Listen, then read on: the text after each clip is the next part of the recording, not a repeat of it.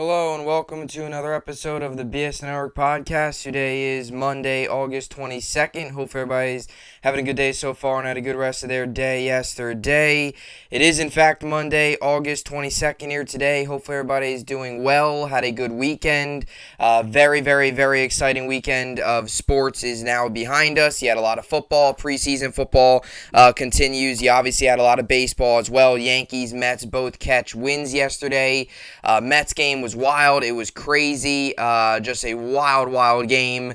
Yankees also catch a win. Benintendi's first homer as a Yankee is a big one on Paul O'Neill Day. Had to get a win on Paul O'Neill Day. You had to. The Warrior getting his number and all that stuff retired into Monument Park and just a great day for him and a great day for Paul O'Neill. So somebody that will go down as he was a warrior. I mean that's what he was. Was a guy that played a ton. Was just an absolute force. With all those teams and was just a great asset and a guy that got traded to the Yankees, early part of the 90s and stuff, and then, obviously goes on and wins all those World Series with them through, 96, 98, 99, and all those teams. So a lot of good memories yesterday for the Yankee fans, kind of bringing all those memories back with Paul O'Neill. Had to get a win, like I said, and a little bit extra juice in the ballpark, I'm sure. And a good Yankee win. And look, they're still struggling. They get the win yesterday, and you're hoping that they can build on this. Now you got two against the Mets, weather permitting. If the weather holds up tonight, forecast doesn't look great, but if the weather holds up, you got two against the Mets, today and tomorrow. It looks like you're going to face, Scherzer and DeGrom.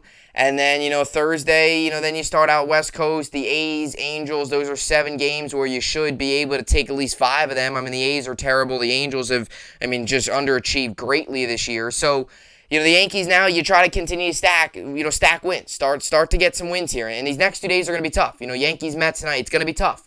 They're not going to be easy, but you got to find a way, right? And I think that's the biggest thing is the fact that you won yesterday. You avoided the 4-game sweep. Nestor was great, pitched amazing.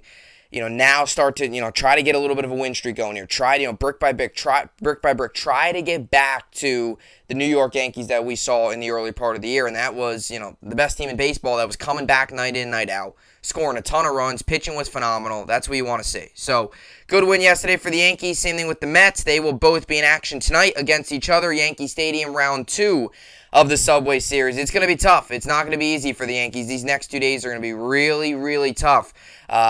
Facing up against 2 of some of the best pitchers in all of baseball. So we got a lot to get to today on the program. We're going to start things off with the Mets and Phillies because yesterday's game was wild.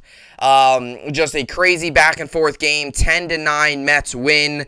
Was just crazy. Was wild. It was crazy. One of the craziest games of the season for the New York Mets and the Phillies. So we're going to get into it. We're going to recap it. I was actually at the game yesterday, so it was a wild one. We're going to get into it. We're also going to get into the Jets and Giants, talk a little football as well today on the podcast.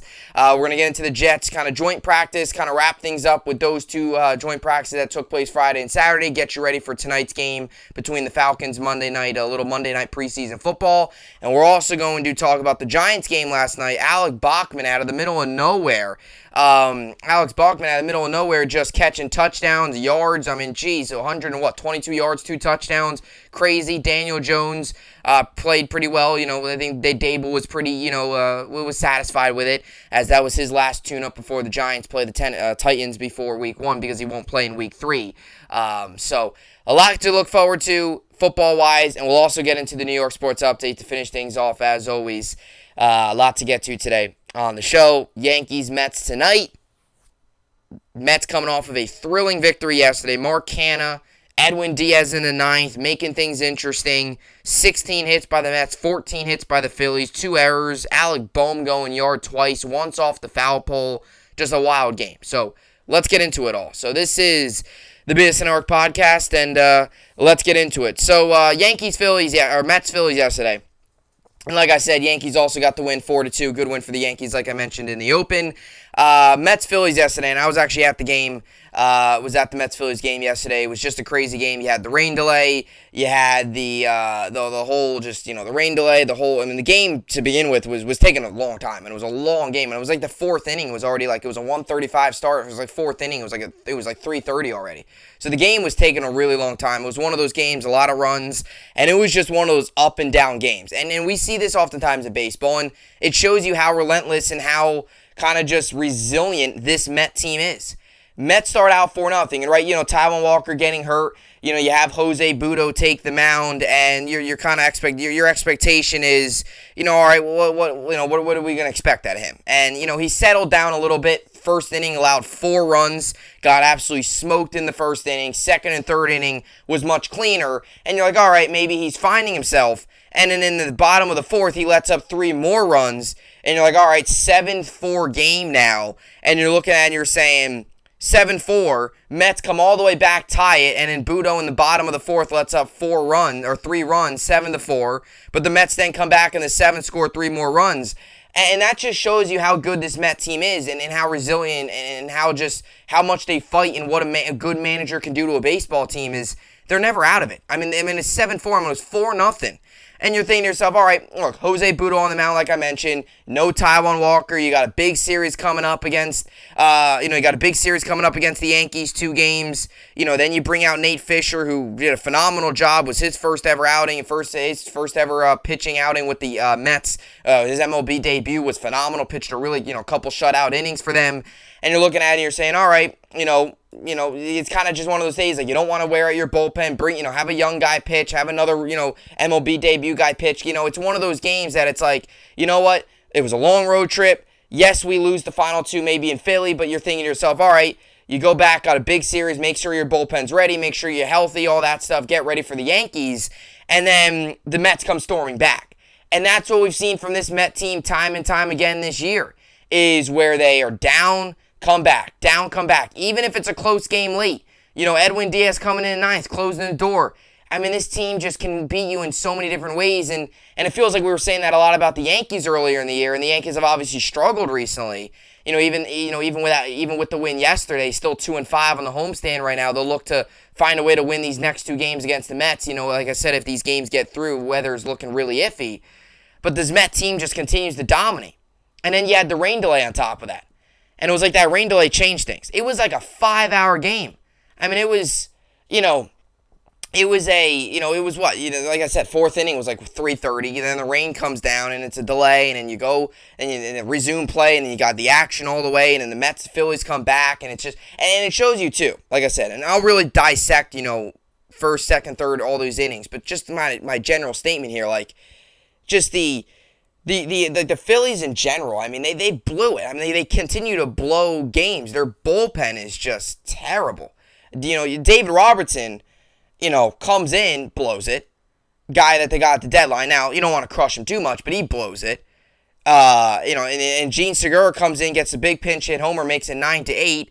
And then Mets come back from 8-7, whatever it was. 8 makes it 8-7. Mets then come back 3 more in the top of the 9th, make it 10-7, or 10-8. And then it was 8-7, and the Mets come back, score 3 runs, make it 10-7 or 10-8, and then the Phillies score 1 in the bottom of the 9th. Well, like I said, go back to the first inning. Jose Butto was terrible, and then you get the 3-run homer from Alec Boehm, and I know he settled in a little bit, and in that 4th inning hit him, and he allowed 7 runs, and as for the Mets, it was kind of one of those things where It was just one of those things where it was like, he's a rookie pitcher making his MLB debut. He allowed 7 runs, 4 innings, 9 hits, 2 homers, 5 Ks, 15.75 ERA. Alec Boehm got him twice. Who ended up in the game. Alec Boehm 3 for 5, 6 RBIs, was phenomenal yesterday. Had a great game. He did have the error at third, which was costly, but he still had a great game at the plate. And he hit 2 home runs, and you get the big home run from Segura. So the Mets pitching yesterday was terrible. Both sides, it was terrible. But they fall down early, 4-0. And like I said, you're thinking to yourself, all right, look, Jose Butto's on the mound. You're not expecting him to go out and throw 7 shutout innings of 10 strikeouts. So, I think the offense had to, in a way, come prepared. Kyle Gibson did very well in the first inning. Struck out, I think, 2 batters and got a ground out. And it was kind of like, all right, he's Gibson on. And I like I've said this a lot about Kyle Gibson of the Phillies. Like, he's a good pitcher. I think he's underrated. I think he's a solid pitcher. He has a couple starts where he's had a couple starts this year. When you look at the ERA, it's 4.30. You think to yourself, it's not great. But he's had a couple starts this year where it's kind of been, he's had some iffy starts where it's, he allows like 5-6 runs and then he'll have like 3-4 really good starts. He'll have a couple of these, you look at his line, throughout the season. it's a couple really bad starts this year that has gotten to him. Other than that, though, he's a solid 6-inning, 2-3-run guy. He's a solid guy in your rotation. Yesterday was all right, 4 1/3, 4 runs, only 2 were earned. He did get hit a lot. I mean, he had allowed 8 hits through 4 1/3. His pitch, he threw 105 pitches. He was not very consistent. He had a little bit of struggle with the command later on in the game. I feel like the Phillies in general had a little bit of struggle with the command, but I mean, just they fall down early. You then come back, score 2 more in the top of the second, and then make things interesting, 4-2. Then you bounce back 4-3. Then it's 4-4. Then bottom of the fourth in a way felt like you thought it was going to be the gut punch. 7-4, 3-run. Big 3-run inning for the Phillies. Out Bohm another home run. And then you go to the third, fifth, sixth inning, no scoring. Go to the seventh, Mets score again, 7-7. Go to the eighth, 8-7 Phillies. Go to the ninth, 9. Or then you go to it was 7, then it was 8, then it was 9. In the ninth inning, they score 1 more. And in that ninth inning, you had the ball hit by Bryson Stott, warning track. Nimmo comes over from center, Marte and right, obviously. They hit each other, and they collided. It wasn't a major collision, but they hit each other. Both of their gloves were up. Marte comes away with that ball. If Marte drops that, you're running. I mean, the guys are running. I mean, there's 1-2 runs there scoring. We're talking about a Mets loss today instead of a Mets win, and we're talking about the fact that Nimmo and Marte couldn't call each other off. I mean, that was a ball that was right up against the right field wall on the warning track. I mean, just missed it. And then you had another ball where Nick Maton hits it to the deepest part of the ballpark. And, the 409 right center field, deepest part of the ballpark, stays in. So, Mets did get a little bit of luck, but sometimes you need luck on your side. Edwin Diaz sometimes needs luck. And look, it was not a picture-perfect outing by any means. He walks Gene Segura, and then you obviously strike out Derek Hall with, looking, but walking Gene Segura, it was a 3-0 count, bounced back through 2 strikes after that, then the 3-2 pitch bounced it in the dirt. I think they were trying to pitch around him because you kind of knew, you had Derek Hall coming up as the pinch hitter, and then you had Garrett Stubbs after that, who came in to pinch run for Schwarber, who had a good day, he had 2 singles, came to pinch run for Schwarber. So in terms of power aspect, Garrett Stubbs is not going to nearly have as much power as Schwarber. Now, his batting average is much higher. He's more of a contact guy. He's not going to be a guy that's going to, Schwarber leads the league in the National League. What is he at? 34 home runs. That's second in baseball only behind Judge, who's hitting bombs all over the place. Recently he hasn't been, but we all know what he brings to, we all know what he's done. Second in the league in home runs, leads the league, leads the National League. So I think the Mets kind of thought process there in that late inning was, I think that thought process was kind of like, look, pitch around Gene Segura. He had the pinch hit home run, which is surprising. He went into that at bat with only, 7 homers. And then a guy that, was obviously coming off the bench went into that at bat with 7 homers. Very good contact guy that gets on base a ton, just not a power hitter. Hits the home run off of Trevor May, so they pitch around him, and you're like, all right, you have Derek Hall coming up, then you have Garrett Stubbs, 2 guys that aren't going to do a ton of damage. Stubbs might get on, but he's not going to hit for power. He's not going to hit a 3-run homer. It's 5 homers this year. So it would be one thing if, Schwarber was coming up. And you're like, all right, this guy leads the National League in homers, second in baseball, only behind Judge, who's, got 40-plus homers. And, if he gets back on track, a guy that's going to be down the stretch of the season going to be, chasing Roger Maris's record of 61. So you look at this and then you get Derek Hall out, striking out, and then look, and Diaz isn't going to always be perfect, and he allowed a run, but that makes it so important because they took out David Robertson, the Phillies did, brought in another guy, who was it? I think it was it Tyler Sear or something, however you pronounce his name, C-Y-R, I think, Sire. First pitch, Nimmo takes him deep. So that home run by Nimmo, who has been struggling, by the way, was pivotal. Because Nimmo hits that home run, pivotal home run, then makes it a 10-8 game. That makes that 9th inning so much easier for Diaz. Because now he has that 2-run cushion. You have the 1 run, he allows the 1 run. You have the cushion. And, look, and they attacked him too. They attacked him in that 9th inning. First pitch Realmuto, first pitch Castellanos. Both of them got hits. They attacked him very early. First 2 pitches, boom, hits, runners on. First and second. And that was the Phillies' approach. And, it just shows you Diaz in a jam coming out. And I think Met fans needed to see that in a way. Because seeing Diaz perfect all the time is great. But sometimes it's good to see how does a guy handle adversity. On the road, a game in which you came all the way back, Mark Hanna with a big home run in the ninth inning, Nimmo to give you a little bit more cushion with the solo shot. First pitch he sees from Sire, who came in after Robertson, who led up the big 2-run bomb by Canna, blew the save. All of that, all of the emotions of a game that, started at 130, you fell down early, you bounced back, all of that. How does Diaz respond?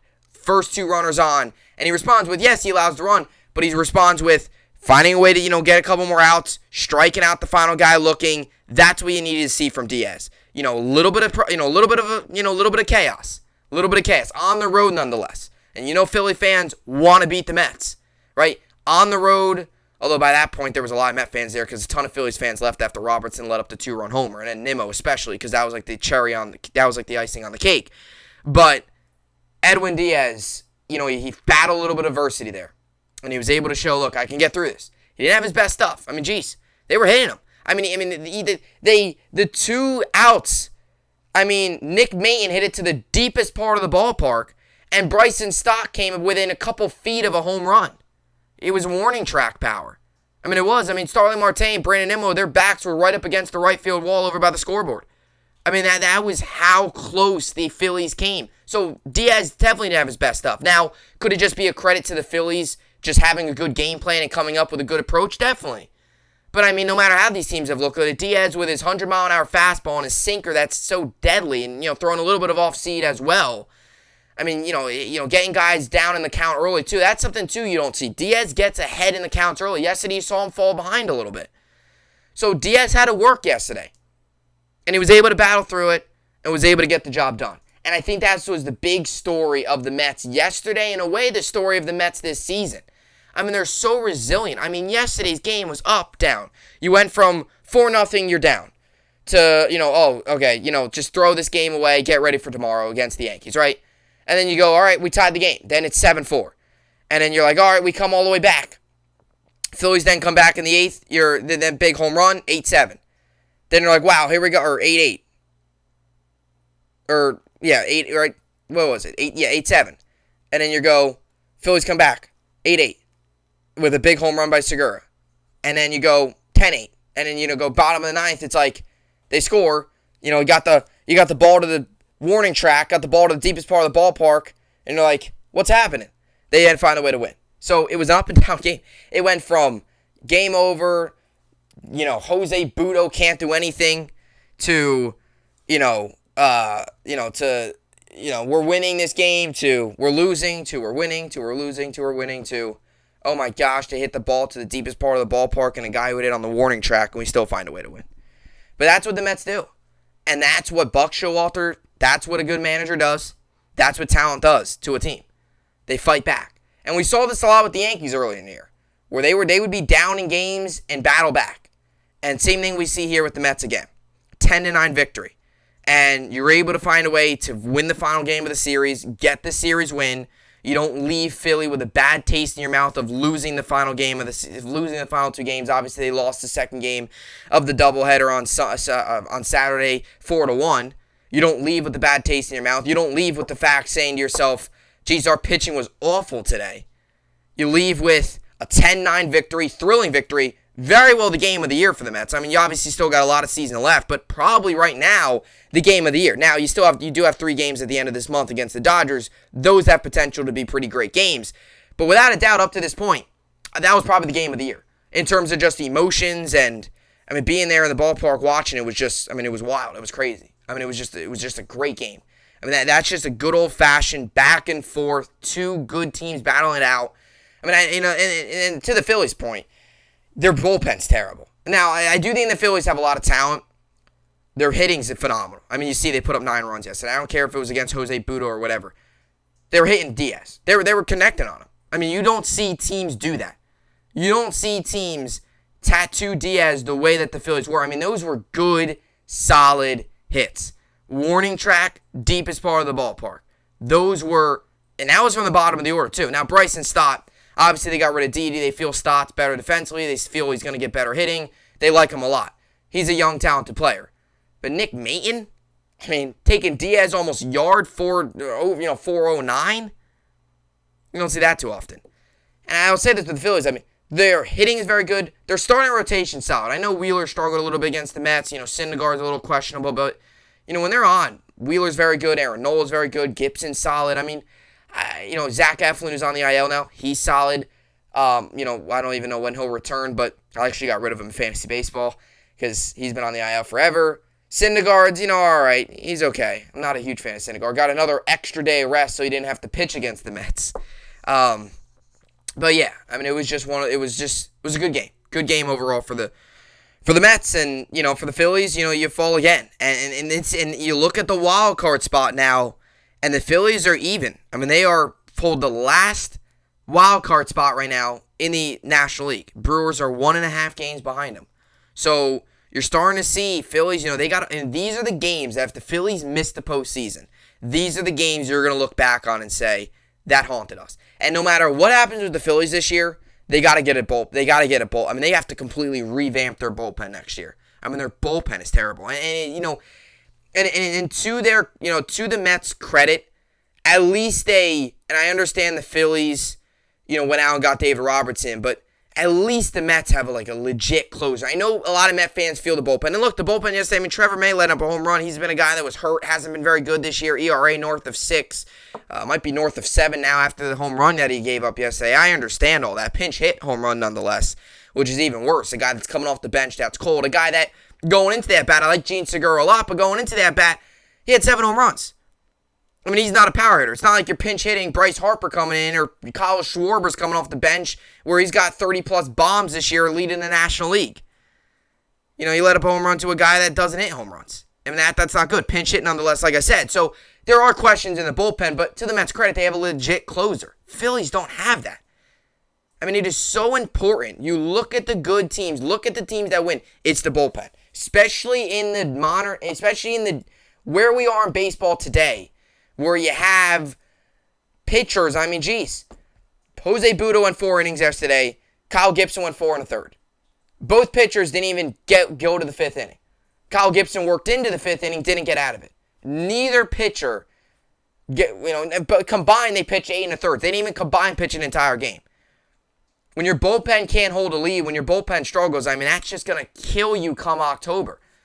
And it's killed them during the year, killed them again yesterday, and go to October, and you have a bullpen, bottom of the 9th against a team like a Dodgers or even like the Mets yesterday. Again, I mean, just look, I mean, you got to face the teams hard of the order. I mean, Canna's a good hitter. He's a solid hitter. Done a very good job this year with the Mets. Got a batting average of 275, 374 on base, right? I mean, he's a very good hitter and had 2 long home runs yesterday. 5 RBIs. So you had Alec Boehm have a 2 home run game. Mark Canha had a 2 home run game. You had Gene Segura come and have a pinch hit homer. So yesterday there was no... Nimmo came in. First pitch he sees from a new pitcher. Boom. Long one. Long homer. And if you're a Met fan today, not only should you feel happy about the win, but look at a smaller picture. Obviously, Canna's a big story. Obviously, Nate Fisher's a great story. It's a phenomenal story, Nate Fisher. He was working at, I forget Jeff Passan on Twitter has the exact story, but he was just working a normal job. And baseball kind of seemed like it was done. And he comes back, and yesterday, he pitches 3 innings, no runs, and was phenomenal. And now, we'll see how much run he gets with the Mets, but he's a guy that, you got to look out for too now in that bullpen.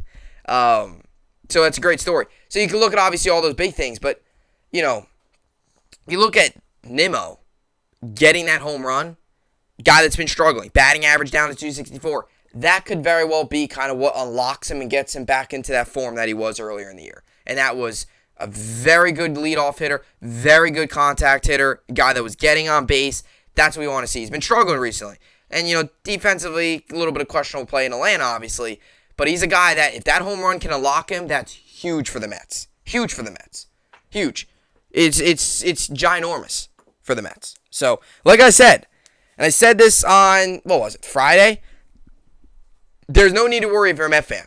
After those 3 or 4 games in Atlanta, I said there wasn't need to worry. Because they took care of business against Philly 3 games out of 4, which was expected. They've dominated Philly this year. You know, you look at the schedule in September. I've said this so many times. I mean, it's so easy. I mean, it's so weak. Nationals, Pirates, Marlins, Cubs, Pirates, A's, Marlins. I mean, even a team like the Brewers is probably your best. I mean, other than you play the Dodgers 1 game in September, that will leak into September, the series against the Dodgers. And then you play the Braves 1 game in September, that will be mainly a series in October. Outside of them two, an actual 3-game series that you play in October, your best team that you play is probably the Brewers. And right now, they don't even hold a playoff spot. So, the Mets have an opportunity to absolutely boom, skyrocket go into September. In September, too, they have October, they have the Braves. But then you got the Nationals to close out the year. So, Mets are in a very good position where, if the Braves struggle a little bit, Mets have a chance to run away with it. It's a 4-game lead right now. The Braves obviously lost 4-game lead right now. Yesterday, so they gain a game, all that good stuff. You look at it, Mets have an opportunity if they can win, continue to win games and continue to be resilient like they are. They have an opportunity to skyrocket, and that's why I said don't panic. I mean, look, they took care of business against the Phillies. Yes, yesterday was all over the place. It wasn't the prettiest win ever with your pitching, but it was a wild win. You got the job done, and that's what this Met team has done all year. Resilient group of players and a team that you can never count out of it. That's how good they've been this year. I mean, geez.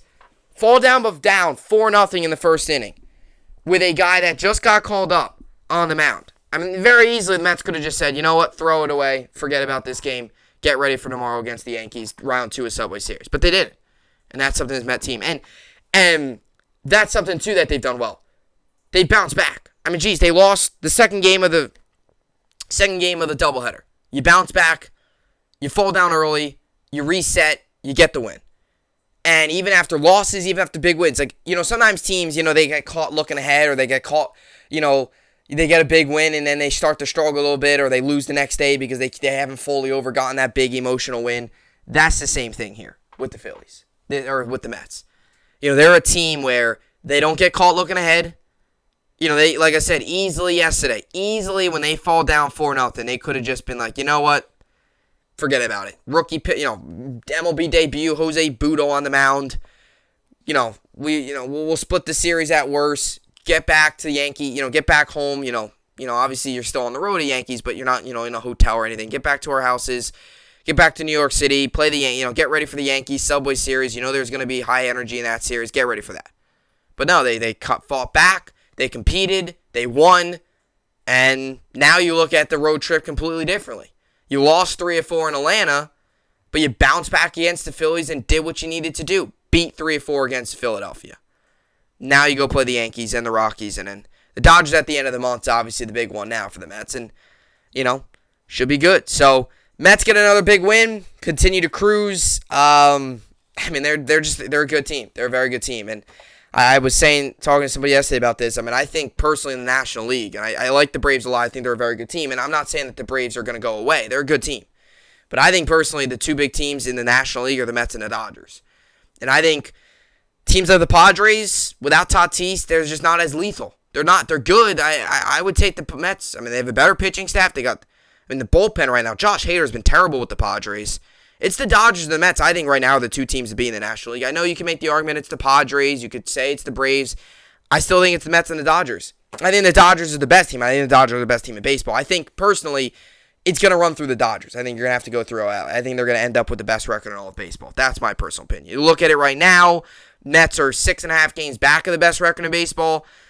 They have the second best. Dodgers, obviously, 84-36. They continue to just win 7-3 in their last 10. I think the Dodgers are going to win game. I think the Dodgers are going to end up with the best record, so I think it's going to run through the Dodgers, but the Mets are a team that they're going to be a legitimate threat. I like the Braves a lot. I think they're good. I think the Cardinals are good, all those teams, but when you look at the National League, it's, the Padres, I know they're a big team, but you look at the Padres now, they're 68-56.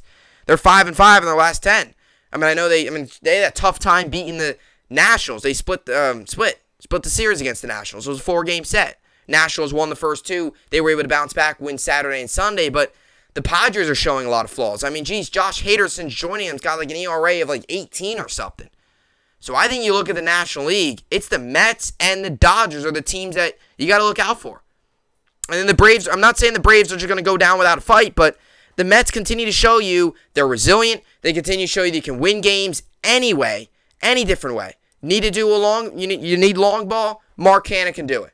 Right? Yesterday he showed that. Diaz comes in, doesn't have his best stuff, still gets the job done. That's just the way this Met team is. They win games, and they win it in many different ways. That's what they can do. So, Mets get the win 10-9. Like I said, open up the 2-game set today against the Yankees Subway Series Round 2. This time at Yankee Stadium, obviously, Round 1 was the first 2 games were at Citi Field, and you'll see what they can do. If they, take care of business against the Yankees, you'll have Scherzer and then DeGrom on the mound. Games 1 and 2, Yankees will counter with Herman and Montez, and you're hoping that, Montez can try to bounce back. I mean, after, he's had 3 starts with the Yankees. I look at it as Montez's first start was good, not good. Second start was all right, third start not good. So 2 of his 3 starts haven't been good. The 1 start was, in Boston was all right. He went 5 innings, I think 3 runs or something. It was all right. It wasn't his best, but it was all right. Big one coming up against the Mets Tuesday night. So we'll see. And then the Mets got Rockies and then the Dodgers, and that will close out the month of August. And then I've already talked a lot about what they got in front of them in September. And like I said, and you could say, oh well, you don't look ahead too much. But that's why if you're a Met fan, you don't have to be concerned. Like, the Mets aren't going to get caught looking ahead. They're not going to take these bad teams lightly. They're not going to do it. Because Buck Showalter is a good manager. The guys in the locker room respect him. They play hard for him. I mean, they realize they do not take the bad teams lightly. And I don't expect that to happen in September, which is why I think you're really going to see the Mets just skyrocket. I mean, they're just going to win games left and right. I mean, geez, the best team they play is the Brewers, and they're not even in the playoffs right now. Season went to end today. Brewers would be on their way to be playing golf for the offseason. That's really just how bad their schedule is. And the Brewers aren't a bad team, but they're good. They're an all right team. They're solid. The Mets are better. Mets can beat them. So we'll see. But that's what I got for the Mets and their big win yesterday against Phillies. Thrilling victory, as a matter of fact. Now we go to the little bit of football here. So we shift gears here, go from baseball to a little bit of football. Giants yesterday had their preseason game. Yesterday they won, 25-22 against the Bengals, so they get the win. Something with knee injuries in New York sports. Thibodeau goes down with the knee injury. He obviously he seems to be all right. Media talked to him a little bit yesterday. He said, I'm good. So at first they brought out the cart. It looked like it was bad, and then he walked off, was okay, went to the locker room, obviously didn't return. And it seems as if it's all right. So that's the big story yesterday. And, I think Giant fans are just like the Jet fans were last Saturday.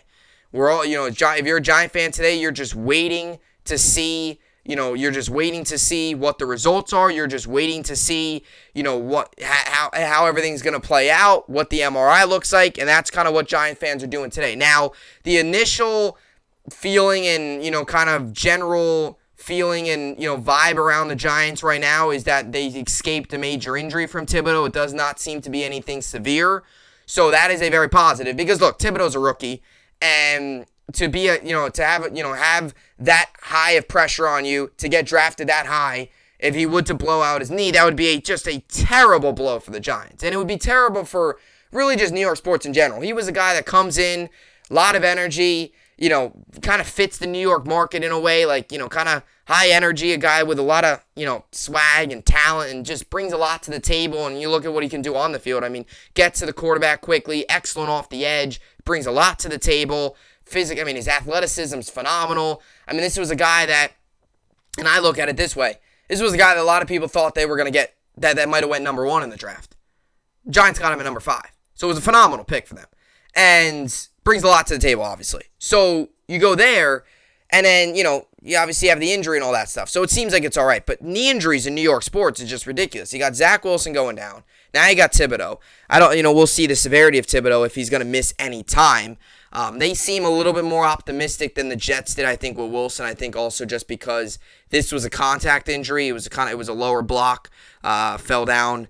It wasn't a non-contact. So I think that's the one positive. Non-contact knee injuries are usually more severe than contact knee injuries. Now, knee injuries that happen on contact can definitely be severe. That's leg injuries in general. But, non-contact ones are usually more with the ACL. So I think he'll be fine. I think he'll be much better.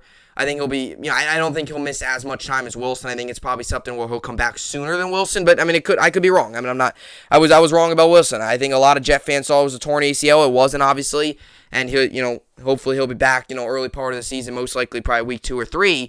I think week 3 at the latest. But we'll see how all that plays out. So that was the big story with the Giants. And they obviously get the win 25-22. Another late touchdown, late field goal last time, late touchdown now. But the story yesterday was Davis Webb and Alex Bachman. Oh my gosh. Alex Bachman yesterday goes out 11 touchdowns, 122 yards, or 11 catches, 122 yards, 2 touchdowns, and just an amazing game. 14 targets, and the third team offense led by Davis Webb and Alex Bachman, who, by the way, Davis Webb went 22 of 27, 204 yards, 2 touchdowns, a rating of 122.8. Davis Webb yesterday wearing number 12 looked like Tom Brady wearing number 12.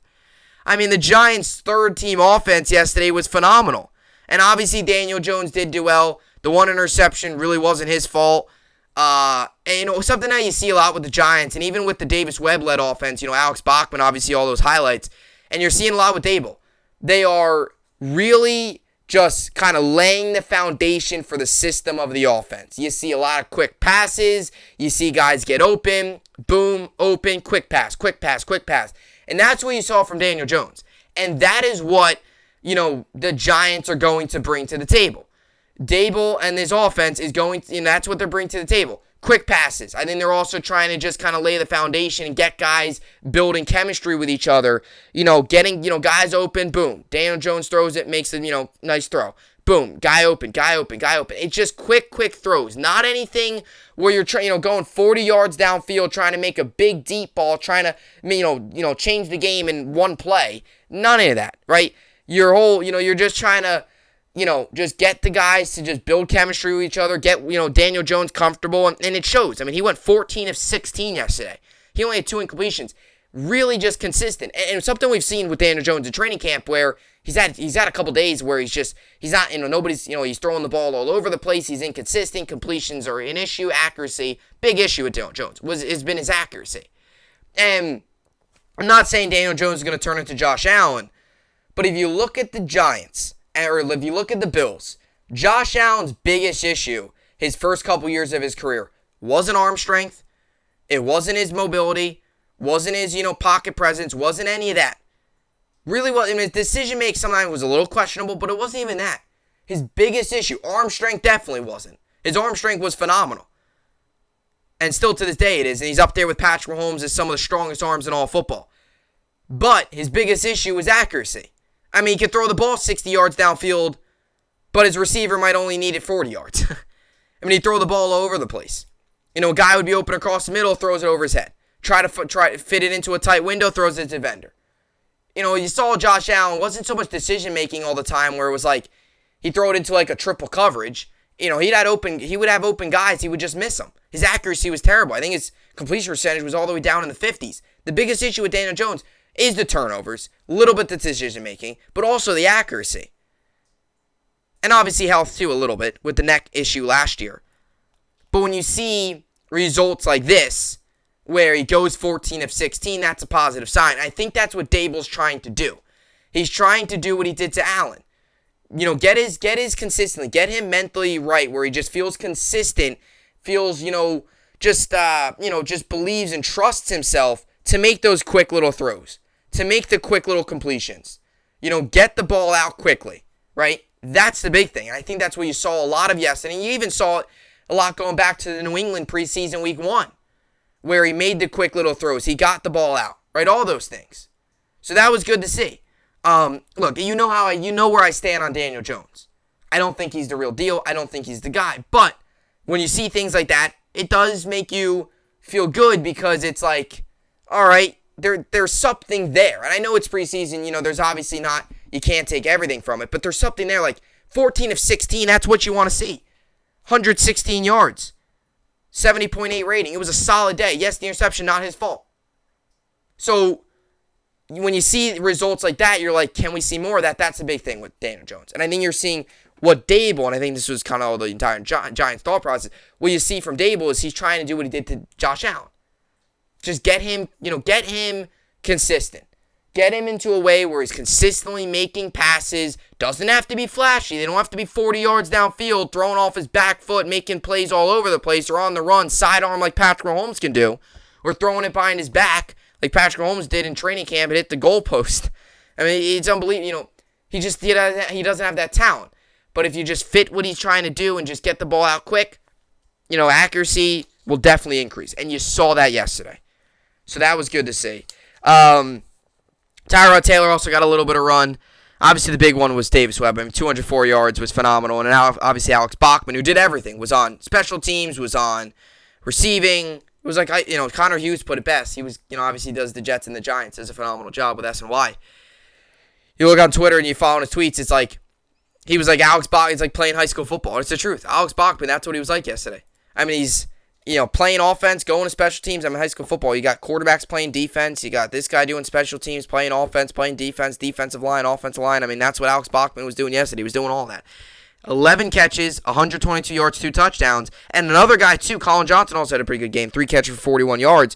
David Sills, too, 5 catches, 56 yards. So a couple of the depth guys making a little bit of noise. Obviously, Alex Bachman making the biggest noise. Another guy there, they used to go ahead and say, all right, this guy could do something. I know last year he played 3 games with them. He had 1 catch he only rushed once. He had 1 attempt for -3 yards. Did not have a single catch, did not have a single target.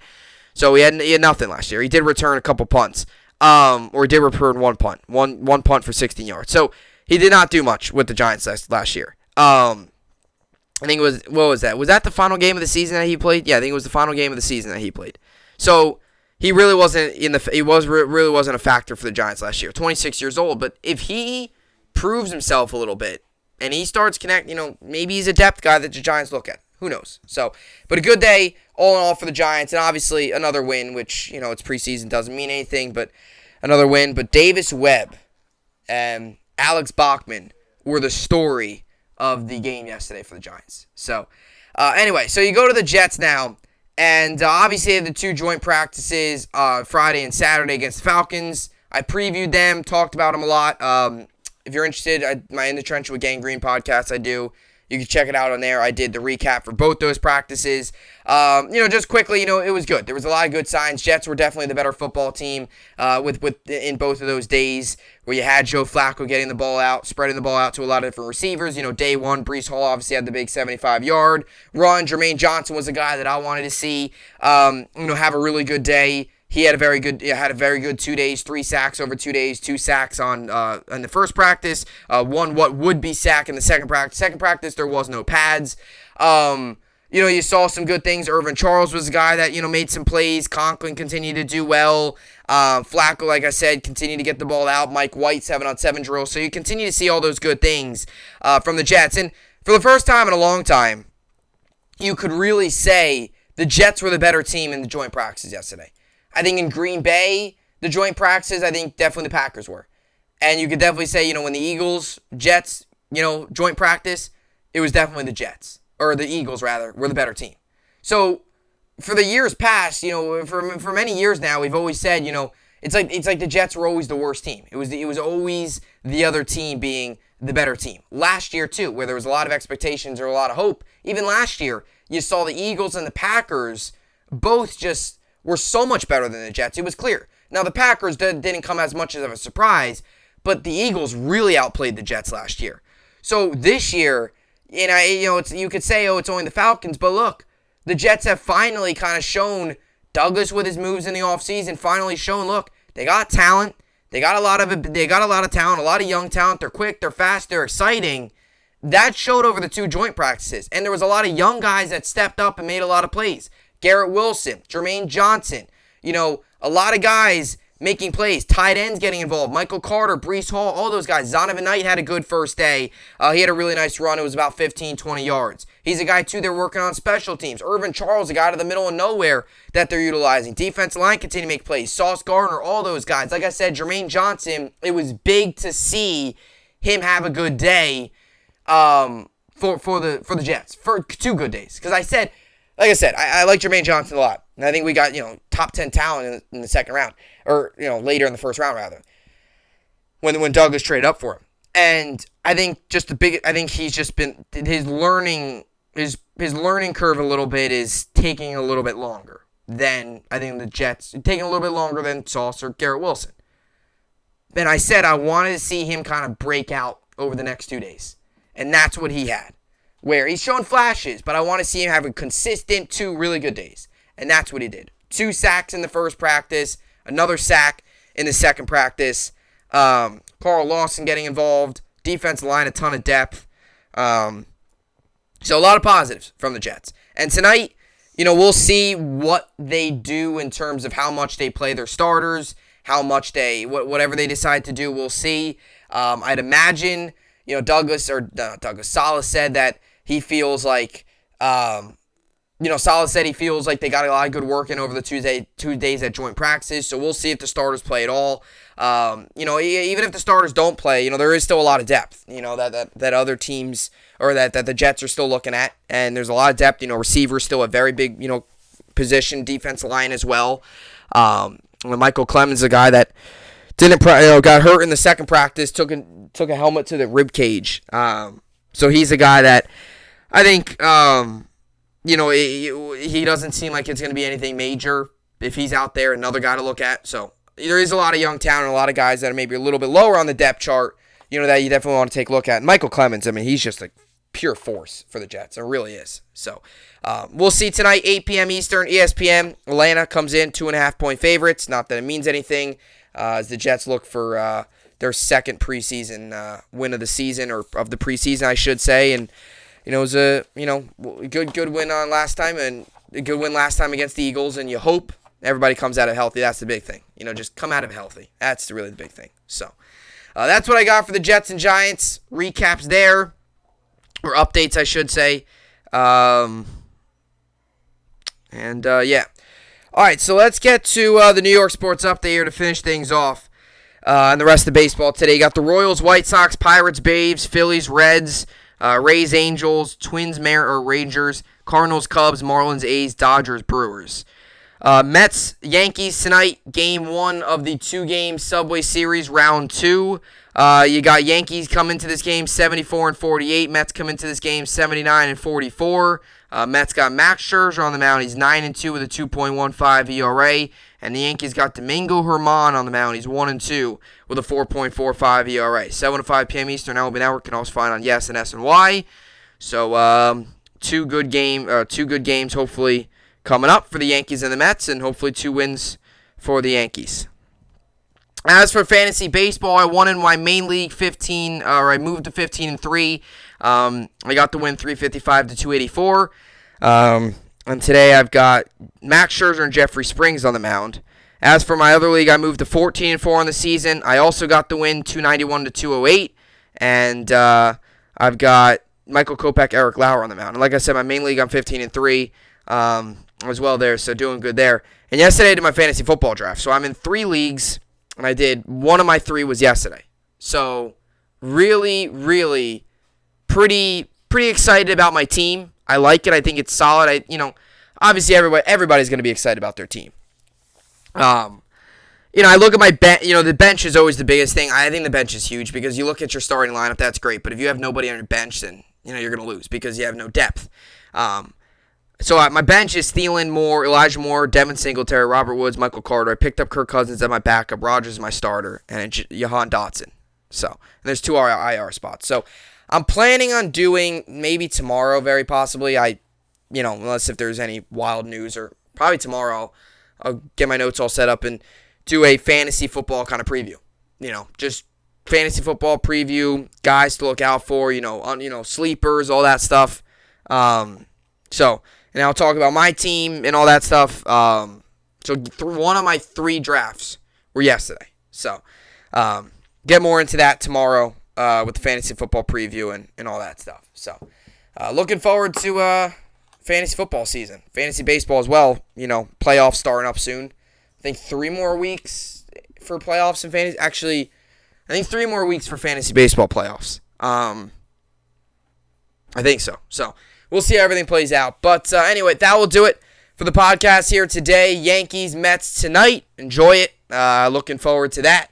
Subway Series, always a lot of energy, always a lot of excitement. Citi Field brought it the first round. Yankee Stadium, Yankee fans got to bring it tonight, as not only do they try to get the Yankees out of this slump, even though they got the win yesterday, try to get them out of this slump and get them winning consistently. You always want to beat the Mets, your crosstown rivals. So anyway, that will do it for the podcast here today. As always, I will see you all back here tomorrow. Hope you enjoyed it, and thanks for watching.